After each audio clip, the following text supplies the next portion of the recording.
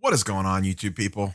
Northeast Ohio Sports Cards here for the Sunday morning week that was in this wonderful, crazy world of the sports card market slash hobby slash whatever you want to call all this. Before we get started, a couple things. I am recording this prior to 76ers Wizards and Grizzlies Jazz. So, anything that crazy happens in those games, I don't know about it yet. And all prices reflect that we're going to talk about in the charts everything that happened through Friday night. Any sales from Saturday will not be in there yet. Though the two early games, nothing too crazy happened in those, in my opinion. The Bucks completed the sweep, and looks like Denver really didn't care about winning that game and was content to go home tied up 2-2. So we'll see what happens with Giannis prices with him coming out of the sweep. But so far, spoilers, not much movement on his stuff. What else is going on in the wonderful world before we dive in the charts and graphs? This coming Friday, I believe, not 100%, but I am leaning towards Card Collector 2. Ryan, down in Columbus, Ohio, is having a trade night Friday night. He advertised it on Instagram. I believe I am heading down for that. Pretty sure. I'm going to make an appearance there. Just check it out. I don't even know if I'm going to record video or not, but I think I'm going to at least go down and hang out and try to swing some deals and all that good stuff. So he has a really nice shop, so I'm excited to potentially head down there for an evening of swapping slabs, talking shop.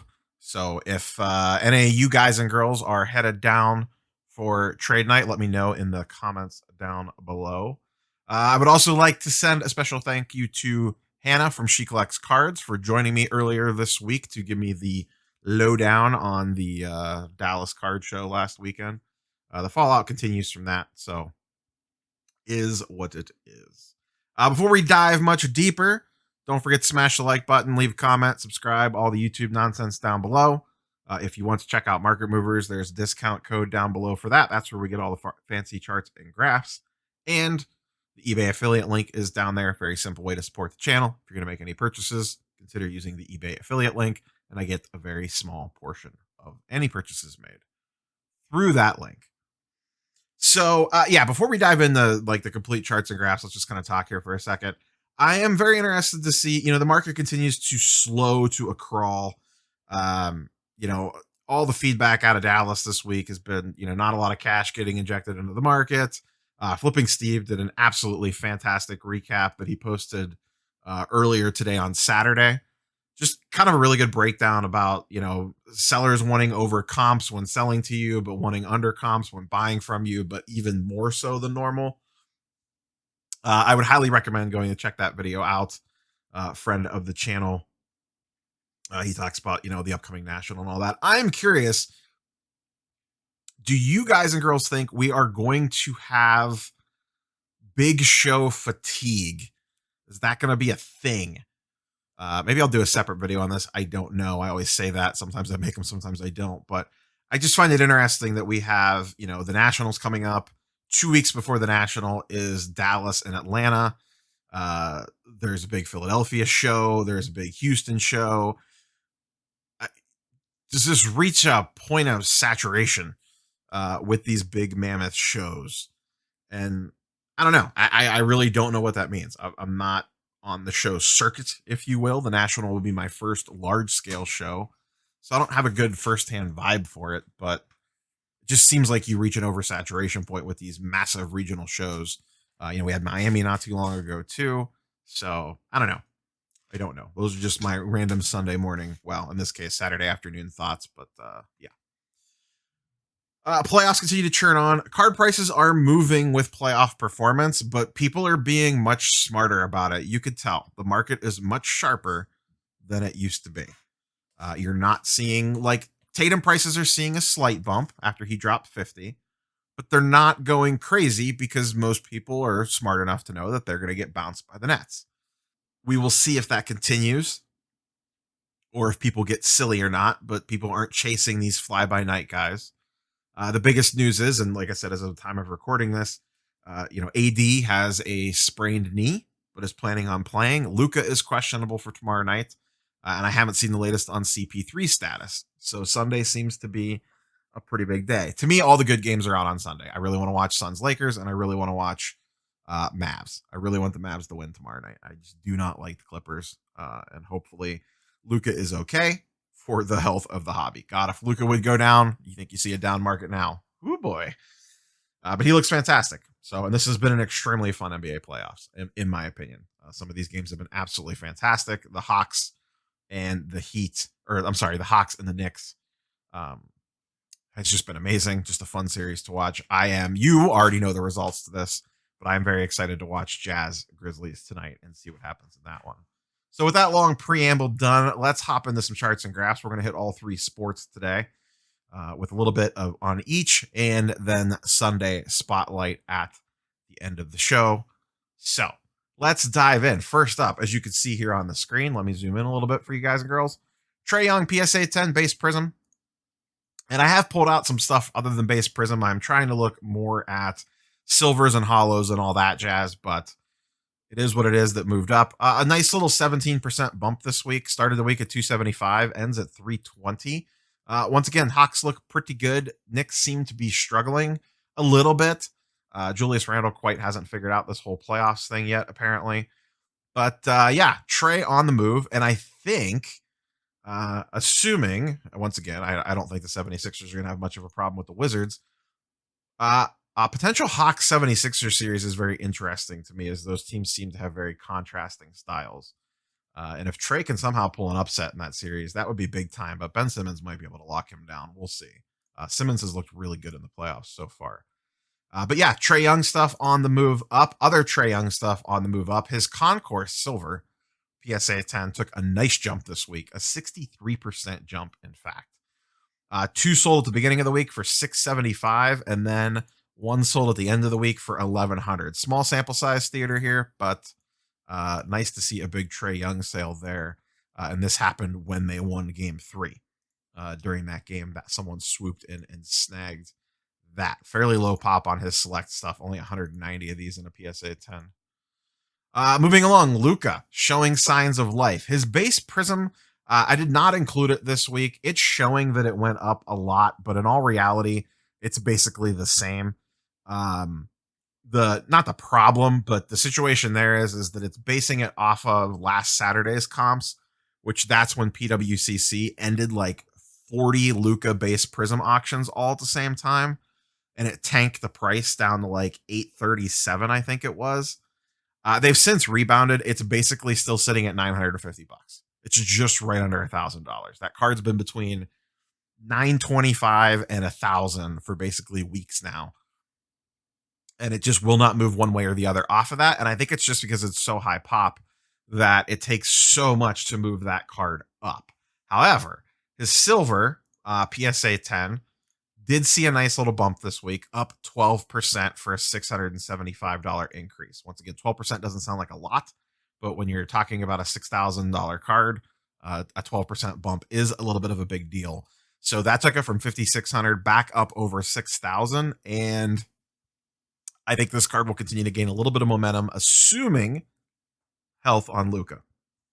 Once again, basketball gods, stop hurting stars in the playoffs. We want to see competitive series with guys healthy.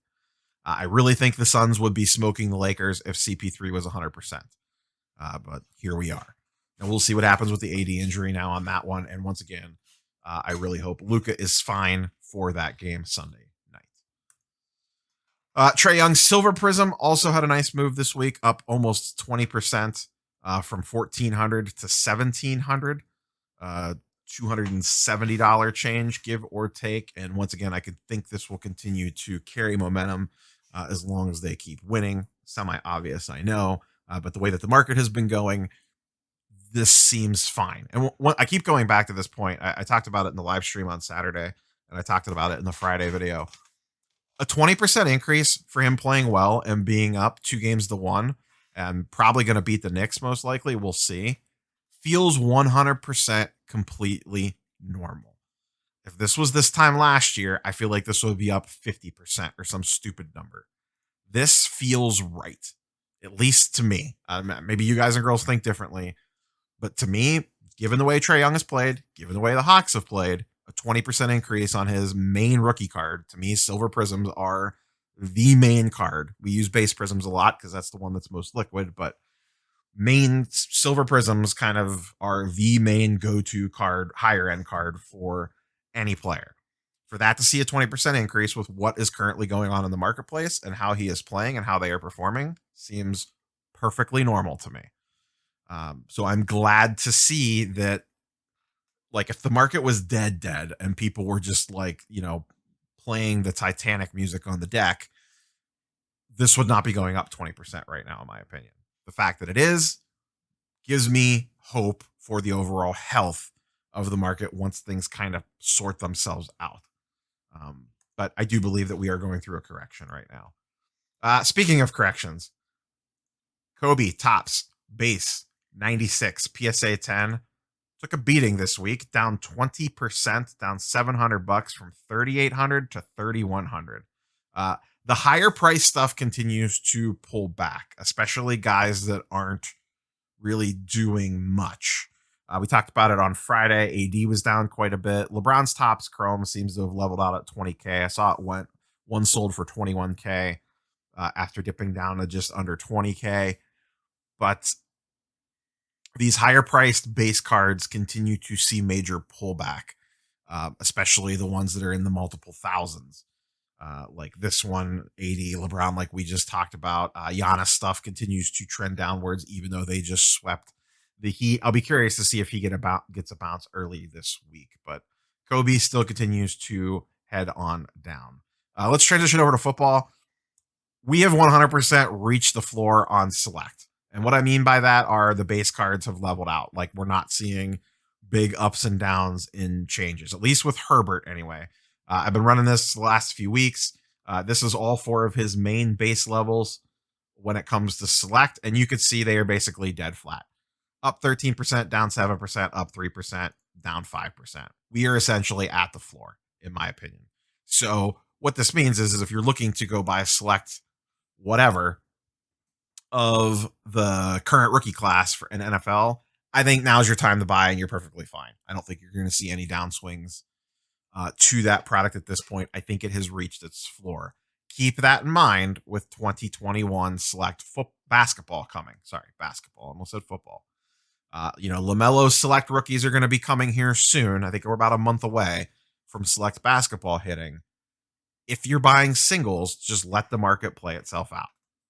Give it 30 to 60 days and then enter the market and buy whatever singles of whatever rookies it is that you want to get. Don't run out there and buy them on day one. Let the other people do that and drastically overpay, and then it'll drop 70% in a month and they'll be sad. Don't be sad. Continuing on football, Jordan Love getting a little bit of a bump as Aaron Rodgers rumors continue to swirl. He did that set with Kenny Mayne this week. And I just don't see how Rodgers doesn't get traded. I think that's how this ends. And Love has gotten a little bit of love from the hobby, up 25%, pun intended, from 180 to 225. Interesting quick flip here. If you believe that it is actually going to happen, you've kind of missed a little bit of the free money getting in at 175, but I still think I just don't know how they bring Rodgers back. I really don't. That seems like a mess of a situation right now. So we will see how that plays itself out. Mahomes. Speaking of missed windows, this got all the way down to a little over $1,500. I was trying to find one, couldn't, missed out on some eBay auctions. It is all the way back up to $1,800 again, a 20% increase on the week. So if you were curious on what the Mahomes optic floor was, we just left it. Seems to be about $1,500. A little sad I didn't get in on any at that price. I'm still looking, but I believe it will be difficult to find one at that price now. I also just missed on a red and yellow PSA 10 on Star Stock. Someone had listed for $2,200 that I was trying to make a play on, and I got cute and put an offer in at $1,900, even though that $2,200 was a fairly good deal on that card. And someone swooped in and bought it for $2,200 outright in the middle of me trying to buy it. So sad about that one as well. I keep missing on Mahomes, and it makes me sad. Baseball, quick little touch on football. Not, the football market basically has been pretty flat right now. So there's not a lot of market activity. A lot of things are not getting listed, um, which means prices aren't moving a ton one way or the other because there's not a lot of sales data out there because people are just holding their football to sell later in the season or later in the off season, I guess rather. So let's move into baseball. One of the biggest winners on the week, Vlad Jr. picking up again. He's been really good this year. Really, really good this year. He's my favorite of the next group of guys. And what I mean by that, of like the non Acuna Soto Tatis group, I like Vlad the most out of the next wave. And maybe by the end of the season, we'll be including him with those other three. He's really fun. I loved his dad growing up as a kid. He was one of my favorite players. Vladdy Jr. is just fantastic. I will note, so he's let's get into his numbers really quick. His Chrome's up to 240. I'm sorry, his Chrome's up to 250, a 57% increase on the week. And his no number got a slight bump to 243, 5% increase. If you're in the market for Chromes, as of last check, they're selling way cheaper on Star Stock. And I haven't mentioned this in a while. If you're in the market to buy graded, at least check Star Stock first, because a lot of times you could just get deals. For example, these were selling for 250, and meanwhile, I believe they're sitting on Star Stock for between 190 and 200 last that I looked. I have a pink on there, pink PSA 10. I think I'm going to have that shipped home. I thought about leaving it on there to try to sell, and I actually think I just want to straight keep the card. So I think I'm going to have that one sent home. I'm a big fan of the pink refractors. I really like the way the Otani one looked that I had, and I'm a big fan of Vladdy. So I think we're going to have that one sent home. And my Chrome's not already sold on there. But yeah, Vladdy Jr., one of the biggest movers in baseball this week. Trout continues to slightly go down with him being out most of the summer. Down another 5% this week, down to 3,700. I'm not really in the Trout market, but if you wanted one, we're probably approaching the floor. This is kind of flatlined after the initial dip and just seems to kind of be floating along.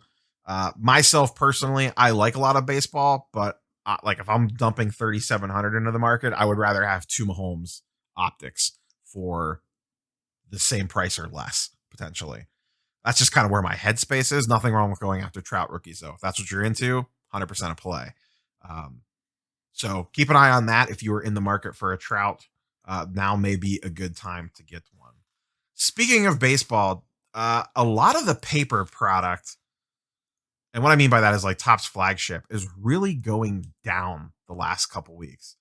Tatis paper, this one's down 10% on the week to 197. Once again, this is another one. I saw these on Star Stock. I bought one. I picked one up on Star Stock for 210, I think, on the way down. I thought that was a good deal. And now they're on there for 180. I thought about buying more, but I think I'm going to hold off because I'd rather just hold my money for other stuff. But I don't know. It just seems sub 200 for flagship of Tatis or Soto just seems awful cheap. And like I said, 197 seems like a good deal. 180 on Star Stock seems even better. But we'll see. I mean, the market's in a total pullback right now, so it's really hard to say like, this is a good deal or that's a good deal when everything kind of looks like a good deal when you don't know where the bottom is. So tread carefully. Acuna, same thing. His paper base also down 17% on the week, down $37 from 210 to 175, and his Chrome is down 15% from 280 to 240. If this thing goes sub 200, I would be very interested. I already have one of these. I would look to potentially get more. Yeah, he's been playing extremely well, cooled off a little bit. Now Vladdy Jr. is kind of the hot name. Tatis continues to mash. Soto is maybe coming to life, but the Nationals are kind of a mess. But this one interests me. I would prefer to go for a refractor if it was me, since I already have a base Chrome. So I have my eyes peeled for that if those prices dip. His refractors so far have not, just his base Chrome has. So that's all I have for you guys and girls for the week. Actually kept this one sub 30 minutes. Oh my goodness. So before we get into Sunday spotlights, once again, the big thing this week will be the trade night at Card Collector 2 that I'm considering heading down to. Tomorrow for Marvel Mondays, I have a mail day, bunch of comic books that I have purchased. I showed some on the live stream yesterday, so spoilers if you saw that. But yeah, comic book mail day tomorrow on Marvel Monday, and I'm gonna do a update on um Marvel trading cards, the pop report, all that jazz. Kind of where those are at prices wise. There was a massive PMG sale on a green Spider-Man, so we'll probably talk about that. So that's coming up on Marvel Monday, and then the rest of the week I don't have anything planned yet. So we will see what pops into my little head. And then let's move into Sunday Spotlight, and then close this bad boy out. Sunday Spotlight this week. Speaking of Marvel Mondays, comic book channel. Comic book investments. Really like this channel. Newer. Um, he just hit 1,000 subs not that long ago. He's been growing very quickly. He is a comic book dealer, so he has a very interesting perspective on things. But I just enjoy his stuff. He does little market analysis things, a lot of mail days. Uh, just good comic book content, buy, sell, holds, etc. But I like his perspective on it because he is in the business of wheeling and dealing comic books and has been for a while. That is his primary job, I believe, is a comic book dealer. He has some pretty good CGC rants as well. So I never met the guy, never talked to the guy, commented on a couple of his videos. That was it. But just seems like a genuinely good dude, at least from his YouTube videos anyways. Like I said, never talked to the guy, but like his content. So go check out Comic Book Investments if you are looking for some more comic book content. And with all that being said, like, comment, subscribe, all the YouTube stuff down below. Market Movers affiliate link, eBay affiliate link, and we will catch you guys and girls on the next one. Peace.